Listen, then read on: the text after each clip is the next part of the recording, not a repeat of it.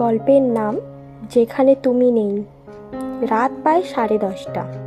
অনেকের ফোনে একটার পর একটা মেসেজ আসছে, কিন্তু স্ক্রিনে নাম নেই, শুধু আননোন নাম্বার।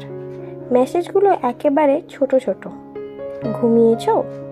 আজ আকাশটা খুব সুন্দর। তুমি কি আমার কথা ভাবো? অনেক জানে কে পাঠাচ্ছে।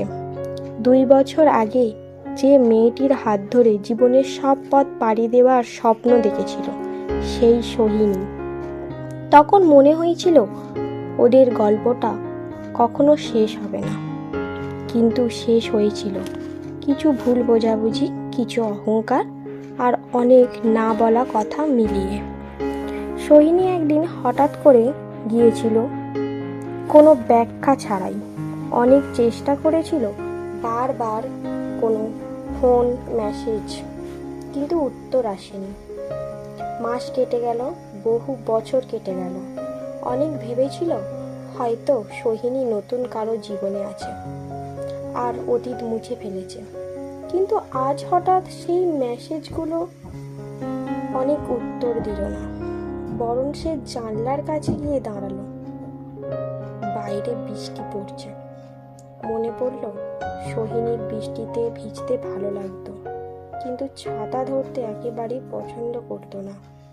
বলতো ছাতার নিচে দাঁড়ালে বৃষ্টি বোঝা যায় না।